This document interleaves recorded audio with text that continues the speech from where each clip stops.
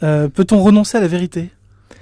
Oui. Peut-on renoncer à la vérité donne le sentiment qu'on aurait le choix au fond, c'est-à-dire que c'est délibérément qu'on tourne le dos à la vérité. Ce qui est intéressant avec le peut-on renoncer à la vérité, c'est que ça présume non pas qu'on connaît la vérité ou qu'on possède la vérité, mais que en un sens la vérité est là et nous sourit et qu'on pourrait choisir délibérément de lui tourner le dos. Et il y a là quelque chose de très fort.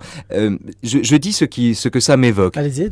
Il y a un vers d'Ovide dans les Métamorphoses qui dit je vois ce qui est bon et je l'approuve et pourtant c'est le mal que je fais. Autrement dit, je sais ce que je suis en train de faire et pourtant je lui tourne le dos. Et il y a dans cette volonté délibérée de refuser quelque chose qui est de l'ordre du renoncement effectif à la vérité. On tourne le dos à la vérité, on ne regarde pas la vérité, on fuit la vérité, on fuit ce qu'on redoute.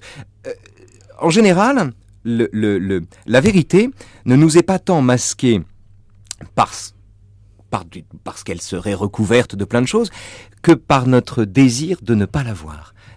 On peut renoncer à la vérité à condition d'être celui qui se met lui-même les mains sur les yeux. Est-ce que vous auriez parlé du déni ? Oui, c'est exactement. C'est un sujet sur le déni pour moi. C'est un sujet sur le déni.